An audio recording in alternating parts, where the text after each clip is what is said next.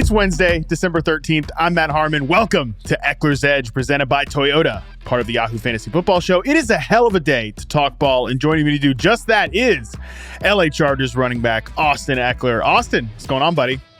Oh, not a whole lot, man. Not a whole lot. First off, I got to say that jacket is very vibrant. I'm digging the jacket, man. Like that thing is like got a pop. It like glows. Like maybe it's something with the background and how it's kind of meshing and like the contrast of colors. But yeah, I'm liking the style today. So that's starting off on a good foot.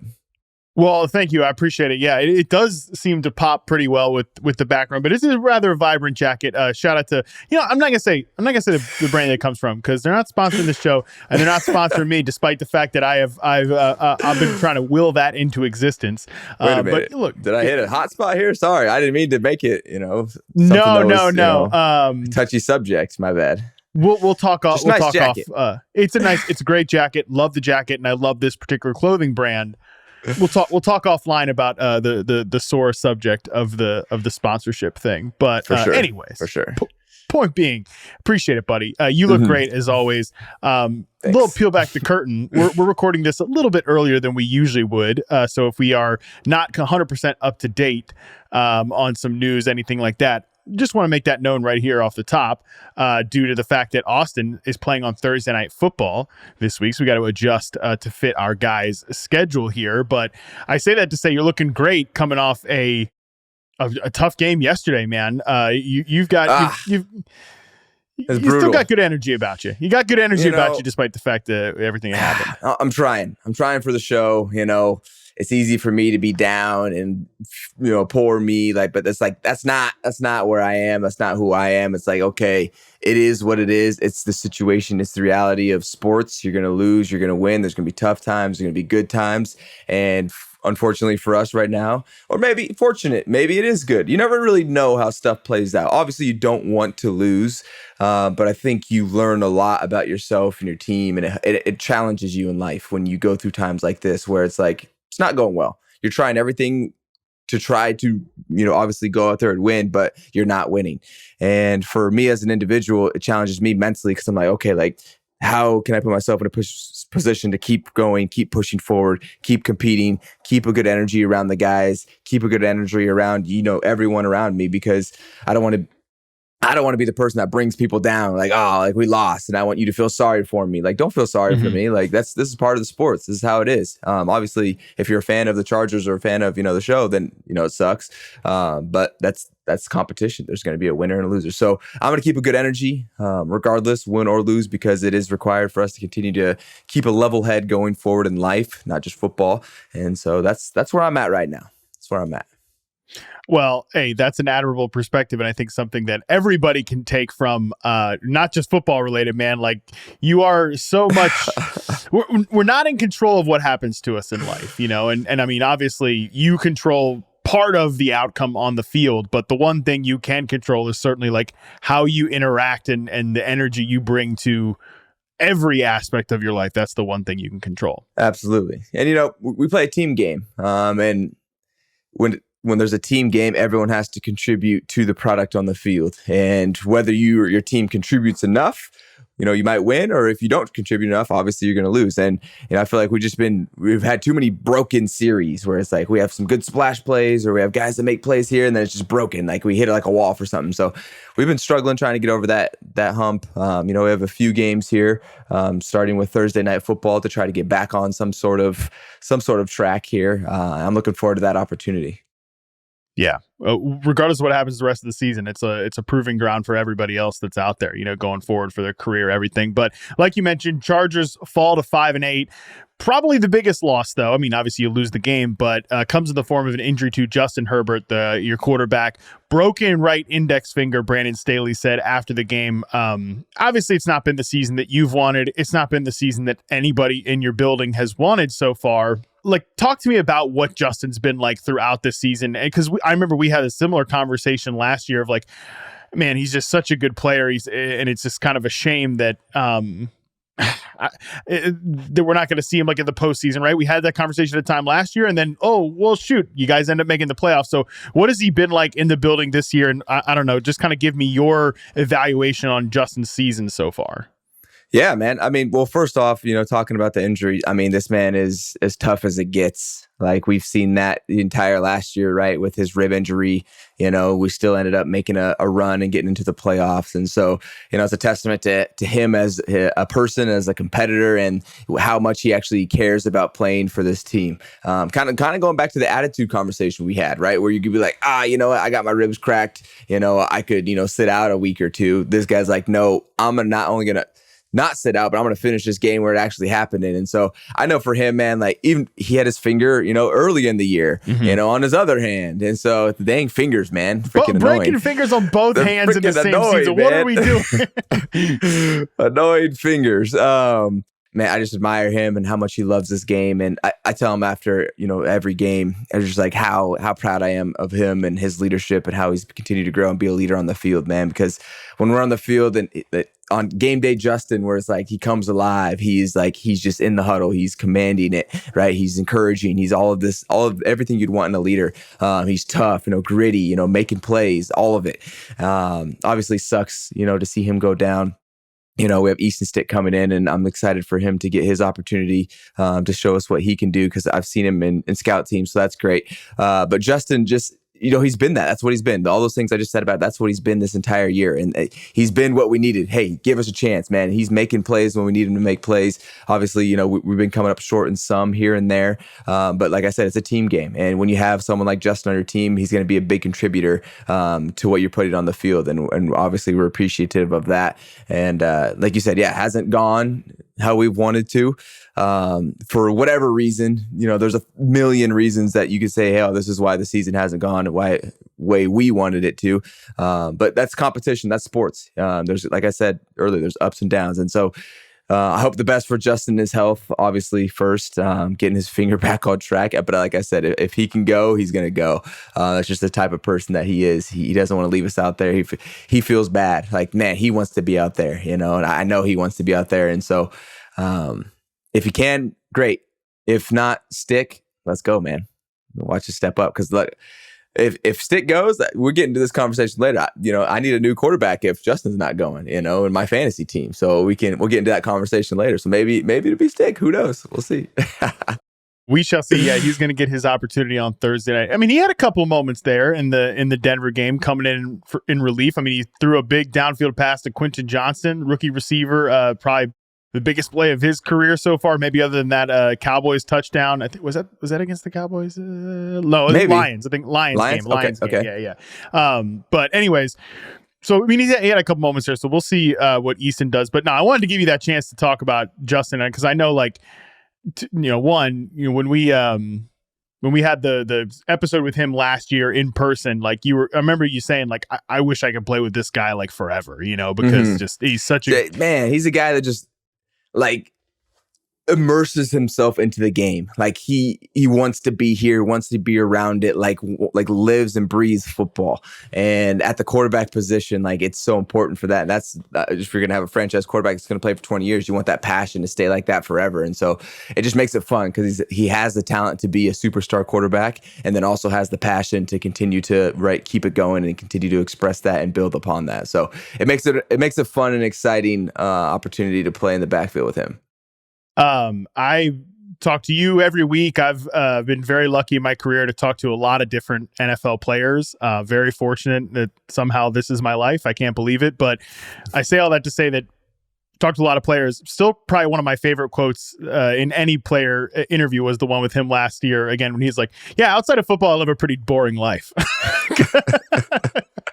Clearly, he's about ball, man. All of his excitement is within football. Like, he loves football, man. You can't fault him for that. The guy knows what he likes, and it's the game. It's the opportunity to compete in the gridiron, man. So, hey, he's a legend for that. Yeah, like I said, I know it's been a frustrating season, and we've talked about this on the show. When you're a frustrating season on the field, you're losing games, like, little quotes start to get analyzed, and is this guy throwing this guy under the bus? But, like, I know how much you value Justin as a teammate and everything, so I wanted to give you the chance to man. Yeah, there's a lot of stuff about, this and that. And, media, it seems to really sway with the extremes, right? It seems because that's what gets the clicks. That's what's intriguing. This person said this about this person, or these people lost, or there's this injury, or there's this crazy play that happened, right? It's all the wild stuff, the stuff in the middle where you're talking about stuff that's like, that's just how he feels. It wasn't really that controversial, or didn't have a strong opinionated, thing that can have two sides to it. Doesn't really get highlighted. And so I would say, like, for me, like 90% of my media stuff, it just goes right just as another normal story. And then you'll have that 10%, maybe probably even less than that, that's like, boom, viral, and then everyone perceives you as just that, And so it's a toxic place, unfortunately, for some times of the year when there's negative things going. But it could also be, in a place where you can continue to connect and express yourself if it's about good things. But media, I have mixed feelings.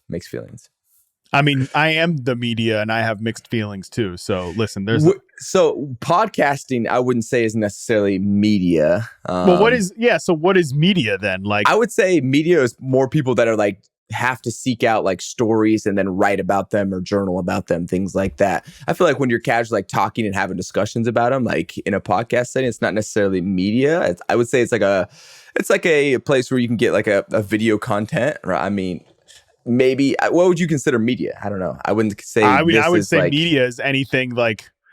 This is a type of I think what we're saying here is there is a certain type of media, right? I mean, I always get a kick out of like, I'm not going to be political here, but like, political reporters and stuff, or like political talk shows, like what the media doesn't want you to know as they're talking into like a freaking camera on a TV show that, millions of people or thousands of people are going to watch. Like, yo, buddy, you are the media. You are setting the tone. So I don't like to come on this show and be like, what the damn media doesn't want you to know that this teammate is fighting with it. Like, because, okay, at the end of the day, like, people could take a clip from this show and it can go viral and all that type, which, that talk about mixed feelings. It'd be nice if people knew about the show, but also wanted to be in a positive sense.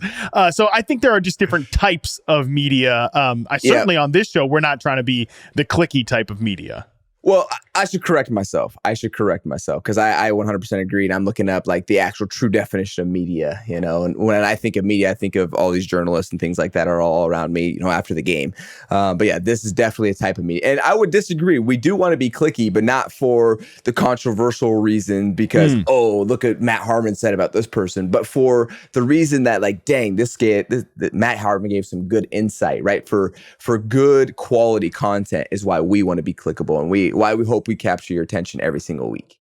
Yeah, I mean, quality over quantity to me. Obviously, you want as many people to come on this show and be excited to watch it, but you want it to be for the right reasons, not like, I can't wait to see who he slams on this episode. Yeah, and look, there's people out there that's how they make a living, Yeah. And so that's why I say this is like a toxic environment, because there's some of that. There's some of like, hey, we want to just put quality, keep it like unbiased as much as we can, and not really put anyone under the bus, right? Just talk about the facts.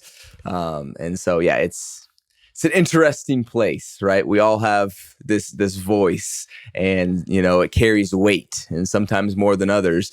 But we have to be careful with what we do with our voices. So.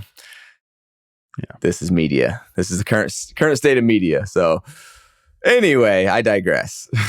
No, I mean, hey, we could do a whole hour on like the state of sports media and stuff like that. And that would be, we could like, man, like I saw something like, I think it was like Stephen A.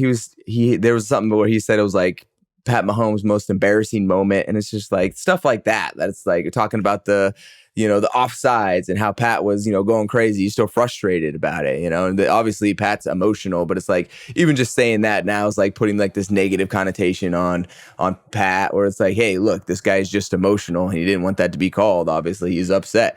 And now we're forced to go talk while we're upset on the media. And guess what? It's probably not going to be the cleanest thing or the clearest head that we're speaking from. And so, you're going to get some moments like that. And then now it's going to be publicized. Oh, look, he's making himself look like a fool, or he's wrong, or he's right. It's just like, it's just like, gosh, man, like there's got to be a better way.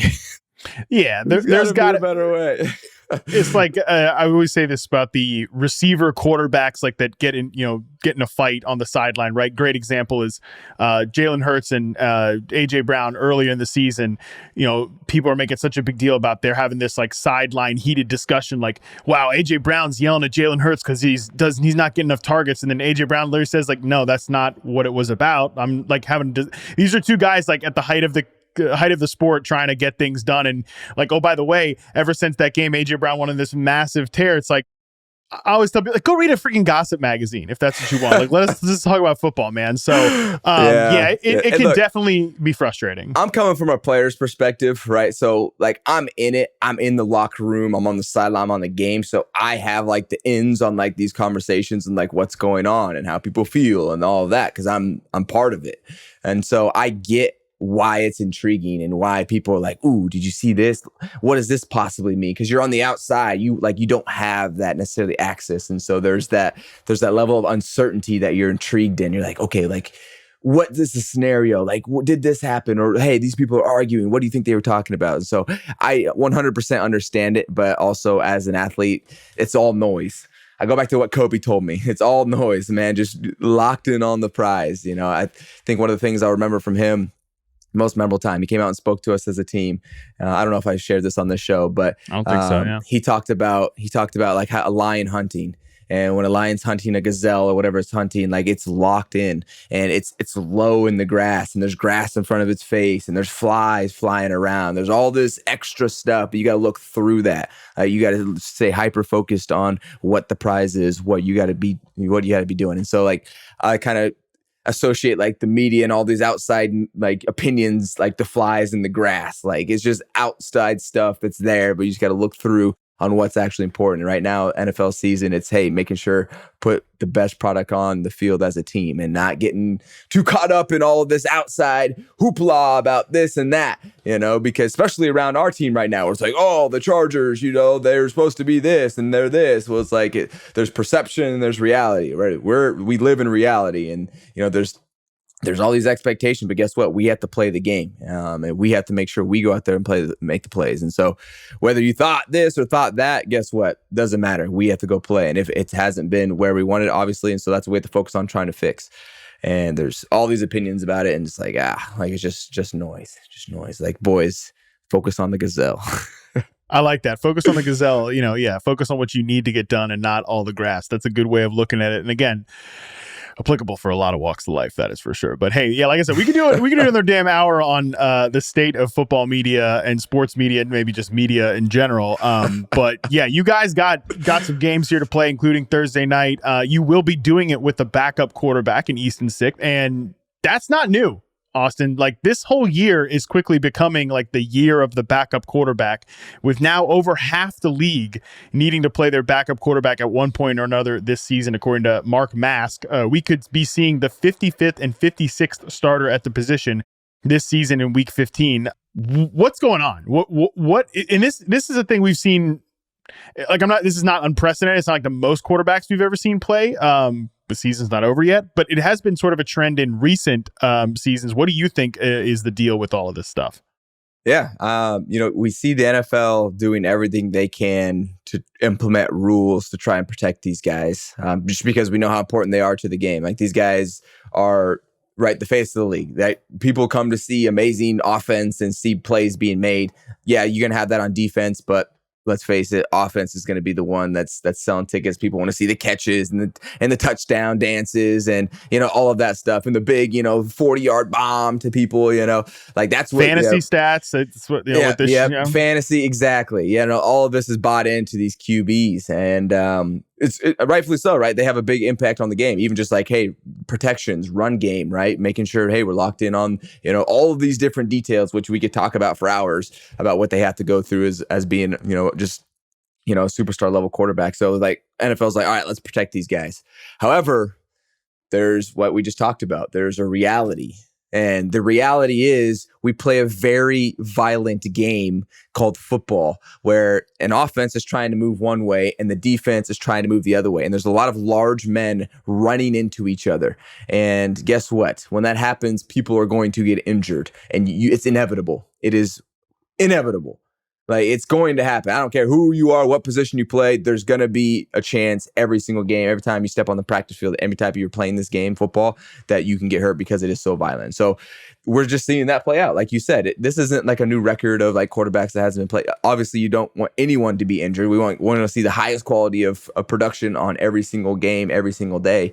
But there's a reality to football. And unfortunately, no one's safe from injury. It's one of those, it's like time, what they say about time, like time always, will always be there in the end, is inevitable.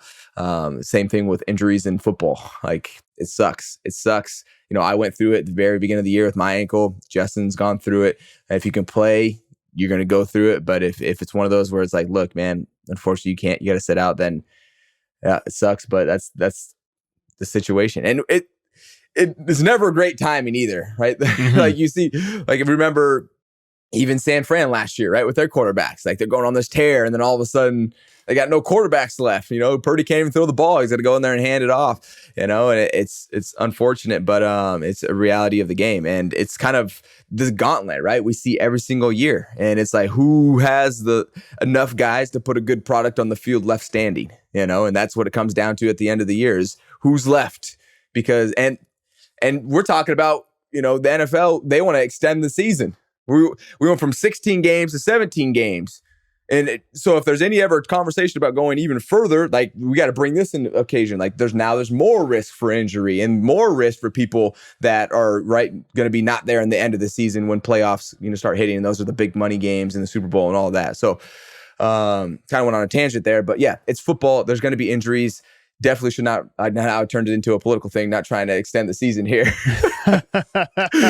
No more games, man. We're already too long enough. We're already seeing too many damn injuries. But yeah, no, I think it's a part of the game where you can't get rid of it. We're trying. They're trying. We're trying. Yeah. They're trying to do their best, but like I said, it's inevitable. It's going to be tough to like point to a root cause, like, oh, this is the reason, beyond the fact that, yeah, it's just football, right? Like, I don't think look at the different types. Sorry to cut you off, but look at the different types of injuries, right? Like, you can't prevent everything. Justin got a finger, you got Achilles, you got ribs, you got shoulders, you got, all these different things that could potentially happen. Ankles. And so it's like, wait, you can't, we're going to put flags on the quarterback. That would, we got to put him in the red jersey on game day. We're gonna put flags on the quarterback, and if you pull their flag before I don't know. There's no way to fully protect someone in football, and so it's unfortunate, but it's the nature of the game.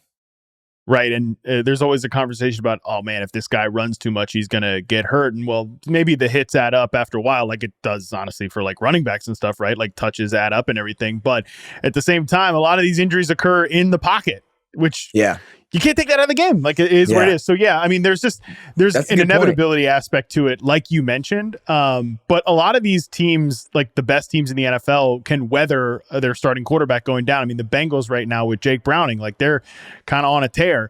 So I'm just curious from like a player perspective, when you have to onboard like a backup quarterback, new quarterback, what is that process like? For as much as like your perspective you have on that. Well, with my experience with backup quarterbacks, we've had some great backup quarterbacks that have come in.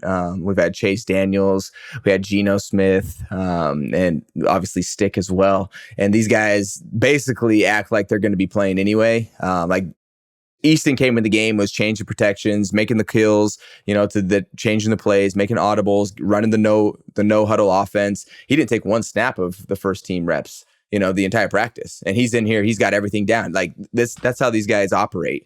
You're in that quarterback room, you're taking in all that knowledge and you're applying that, and you're getting a ton of mental reps. But then you go and do the scout team too. So you do get the physical part. But now you got to do it with, the offense that we're calling instead of, a scout team card. And so Stick he's made plays with his feet. He's made plays, throwing the ball in practice.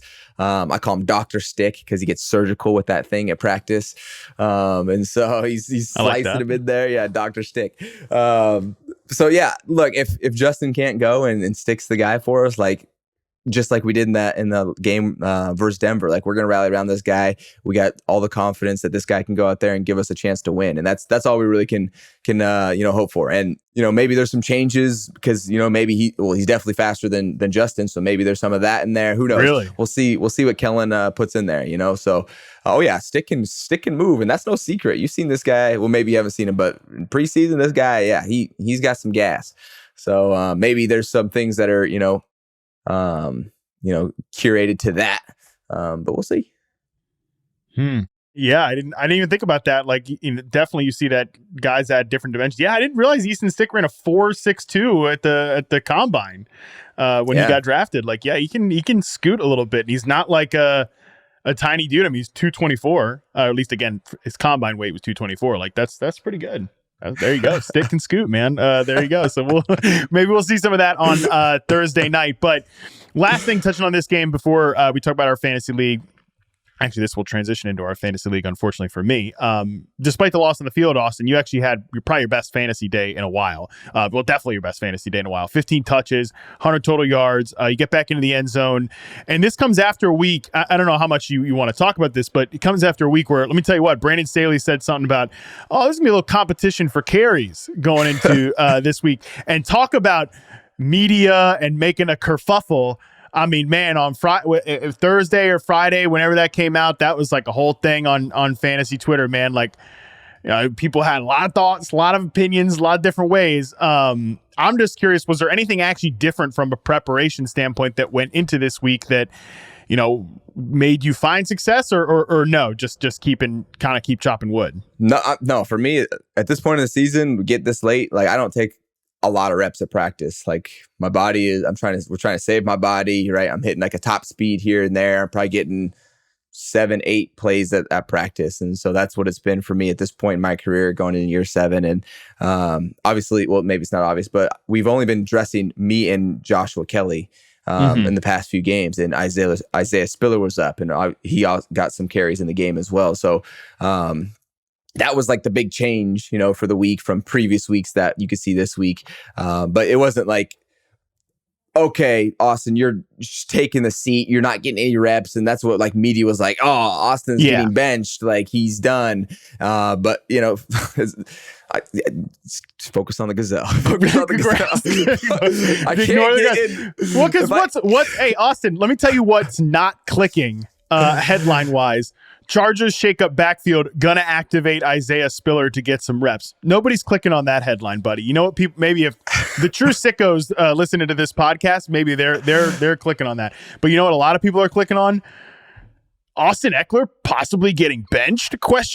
Head coach says competition for So that there's your media literacy right there, people. Like, you got focus on the gazelle. Focus on the gazelle. Focus on the gazelle. For sure.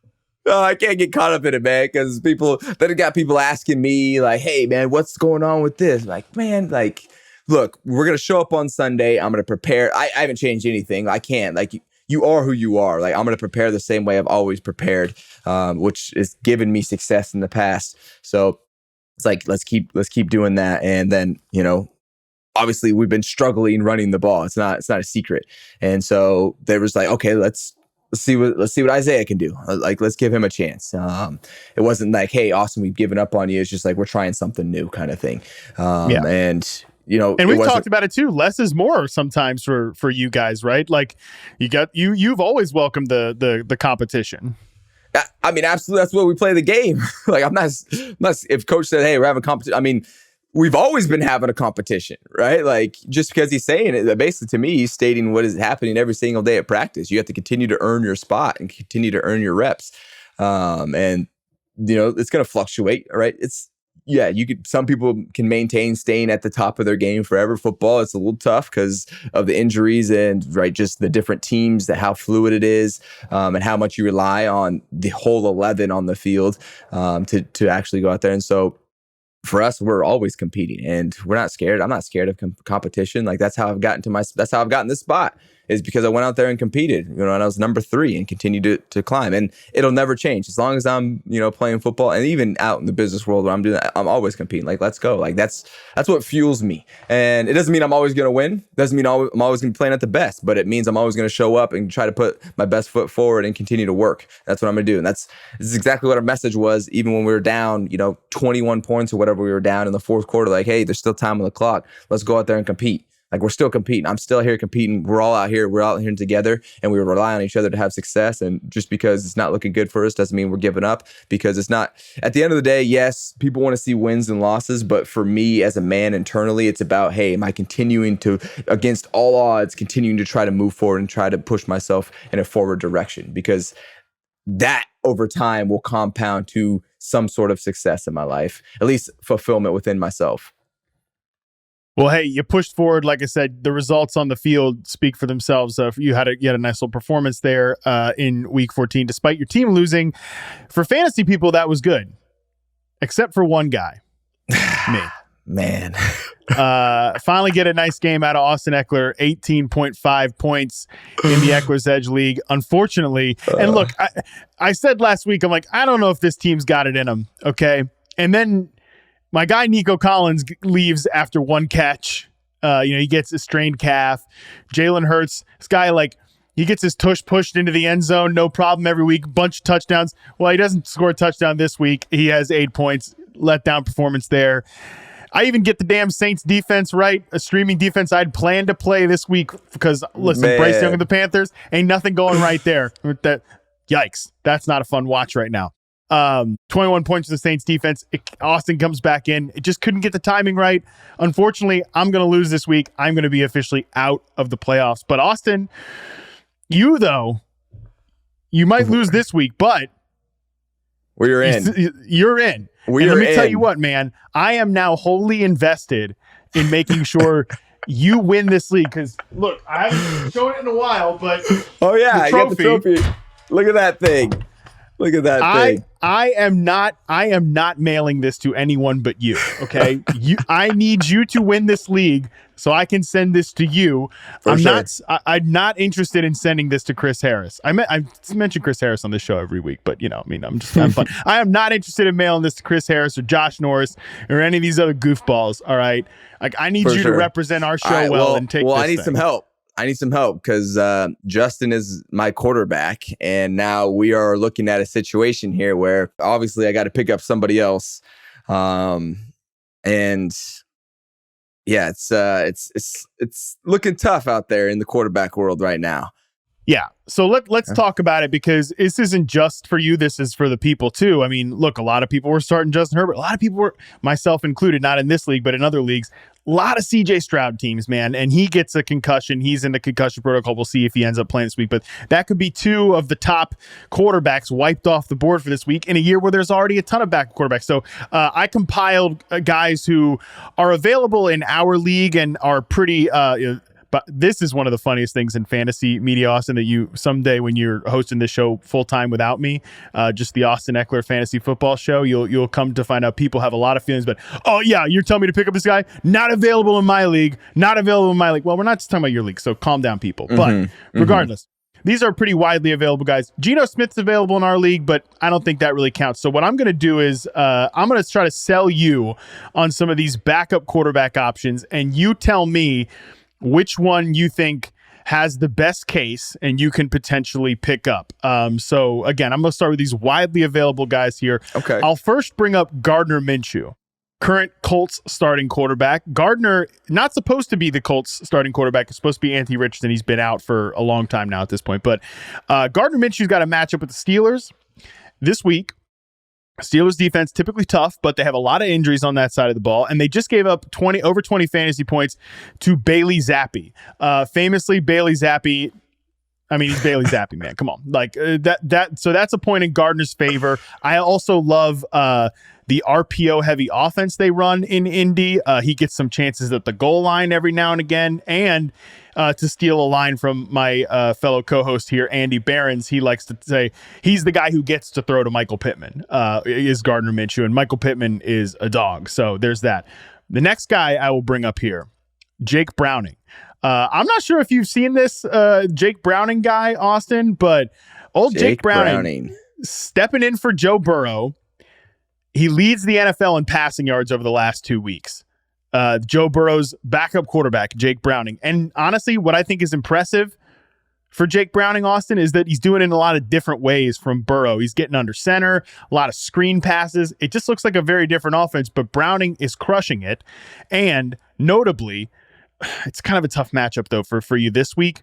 Gets the Vikings, a Saturday game. The Vikings throw a lot of blitzes at you. They play a lot of heavy drop zone coverage. I mean, you played them, so you were injured, but you obviously I watched my team play them. Yes. Yeah. Now a lot of blitzes they threw at Justin in that game. You'd imagine backup quarterback. That might make you a little nervous. So let me bring up Joe Flacco. Joe Flacco brings his ass off the couch, and I think how long has he been playing, man? This man has been playing for a minute now.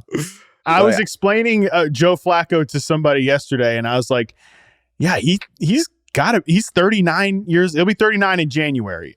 He won a Super Bowl with the Ravens 10 years ago at this point. For him. It actually is really awesome. It's so cool to see. Flacco's been in my life for a long time, man. I mean, very stoic guy, not very emotional. He's just kind of straightforward. You can tell the couple clips in the locker room, the media availability he's had. He is relishing playing again. It's a really cool thing to see. And he had a line look, I'm mostly dead inside. I don't get super emotional about this stuff, but he had a line to the players in the other Browns players in the locker room. He's like, "Hey, you guys deserve to play December football because you've been grinding out here all year, and you don't deserve to just have your season wash away, right? That's what I'm here to do. Come in here and help you guys get there." I was like, "Oh, damn, nice! I love that." That kind of got me. So let's go. We can rally around that for sure. There's the emotional case for Joe Flacco. However, Bears defense has been playing very well of late. That's the matchup this week. Texans kind of middle of the road. Jets is a tough matchup for Joe Flacco. So speaking of Jets, let me also bring up Zach Wilson. You started Zach Wilson on Justin Herbert's bye. It didn't go so well. That being said, buddy, he just rang up the Texans for 300 yards, got the ball to Garrett Wilson and Breece Hall, the young playmakers there. He actually had a great quote, apparently, to his teammate DJ Reed, said, "What do I have to lose? They already benched me once. What are they going to do? Bench me again?" So he's maybe playing fast and loose. He's got a matchup with the Commanders in week 16. The worst pass defense in the NFL, so that's a point for him. And I'm not going to sell you on Derek Carr, even though he's widely available, because let me tell you, you don't want that. Even though the matchups are nice, you don't want that, man. So lastly, the other guy I'll bring up is Easton Stick. Your guy, Easton Stick. So I made the case for Gardner. Again, Geno's available in our league. Maybe you just want to pick up Geno, though he's banged up. I don't know about that. So Gardner Minshew, Jake Browning, Joe Flacco, Zach Wilson, and your own guy, Easton Stick. Who's got the best case to take over if you need a backup quarterback to get you through the rest of the season? Look, I appreciate that, Matt. That was well done. Very thought out. I appreciate it. I obviously have to make a decision. The thing that's intriguing about Easton is I know, right, I can contribute to his success. So there's a tie in there, right? Where it's okay, if he's throwing me the ball, I got to make some people miss. I can go score. I do like this Jake Browning situation as well. And how he's been on a tear, even though he's playing, the Vikings, who are going to, be blitzing the heck out of him. So I'm looking at those guys, and, you say you're rooting for me. What would your recommendation be from all of those picks right there? Oh, man. Jake Browning versus Easton Stick. What a world. Welcome to the NFL, baby. Welcome to December football. You do have me intrigued with the Easton Stick. If he really can scoot, that's a big advantage in fantasy. Maybe Kellen Moore is going to come out with a lot of quarterback keeper option stuff. I don't know, man. That could be interesting. But I've seen this man scramble for 40 yards in preseason games, and he's just running around dudes. Yeah. I'll tell you what, if it was me, I'm probably going to take Jake Browning.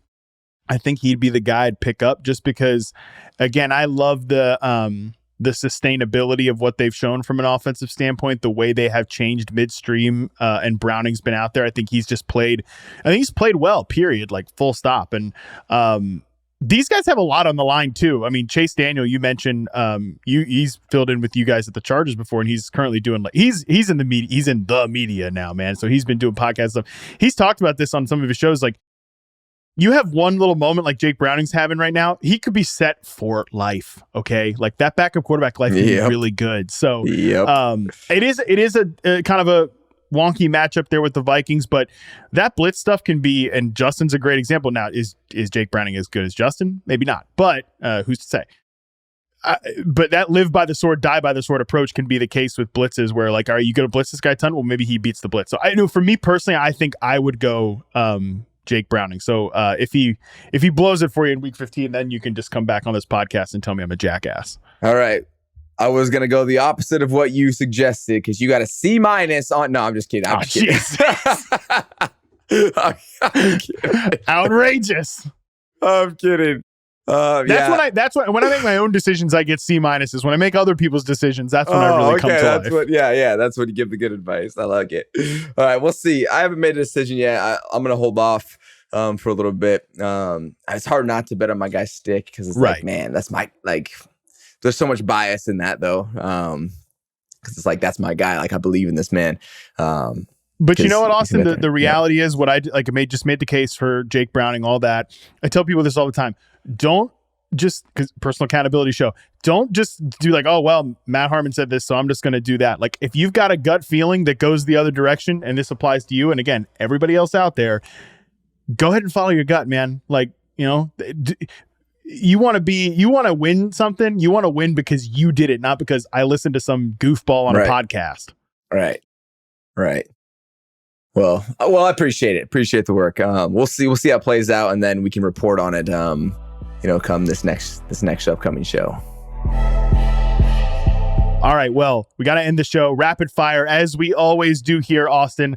All right. Since we're teaming up with the first ever Toyota Grand Highlander, the perfect vehicle for making new memories, we're going to create some memories of our own in this segment we are calling Future Snapshots. So make me a bold prediction. Who's going to have a memorable performance this weekend? Austin, you go first. All right. Last week, I had David Montgomery and Jahmyr Gibbs going for 150, I think in one touchdown, maybe it was two.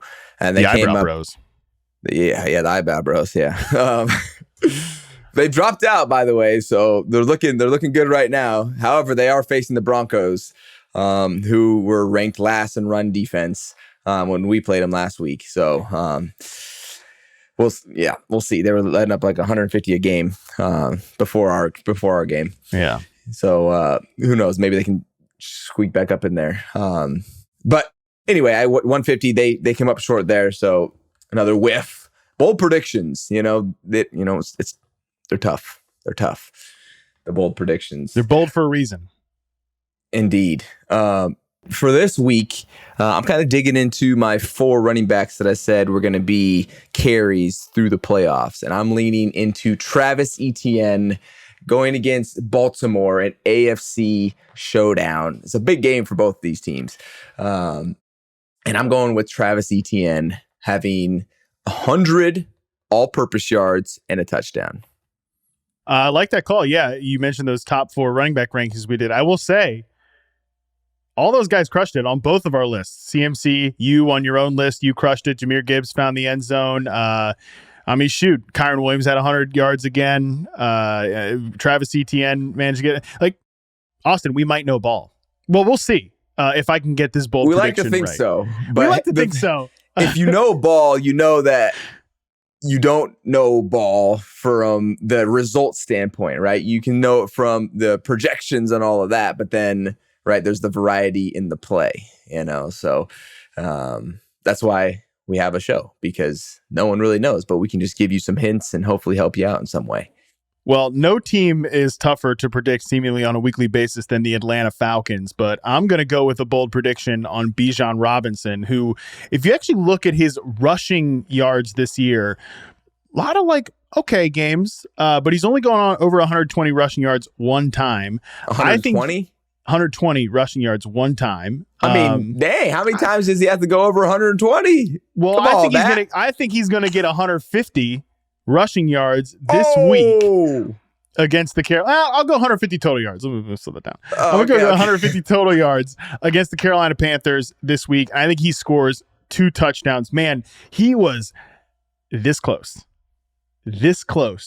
to a monster game against the Bucks last week. Desmond Ridder put that ball on him a little bit better at the goal line. Come on, man. But I think he gets a monster game here. He's coming off a 34-yard rushing game against Tampa last week. Like I said, that 124 rushing yard game, it was all the way back in week 2, buddy. So I'm saying at least 130 rushing yards, 150 combined total yards, and 2 touchdowns against Carolina Panthers. Right, who are one of the worst run defenses in the NFL. You know, Arthur Smith, this guy loves to run the ball. They didn't win last week. Oh, Drake London has a big game. Desmond Ridder throws 300 yards. You know he wants to get back to his roots and run the ball. So I think he's going to do it against the Panthers this week. All righty. That is a bold prediction from your boy, Matt. I like it. Now you see, look at that. We are making memories every day here on Ekeler's Edge. Those are our future snapshots. Thanks again to Toyota and the first ever Grand Highlander. And that is going to do it for this show. Austin, appreciate the flexibility to do a little early here, get the show in, despite the fact you plan on Thursday night. We covered a ton of ground here, from media literacy to Bijan Robinson's rushing yards. That's why you come listening to Ekeler's Edge here. There it is, man. Love it. All right. Well, appreciate you. Good luck this Thursday against the Raiders. You all out there, tomorrow is Thursday, heading into a full slate of NFL action. And I mean, if you don't know what that means by now, what are you doing? You're listening to this podcast. You know what it means by now. Dalton Del Don joins me to give you one stat you need to know for all 32 teams. Until then, we're out.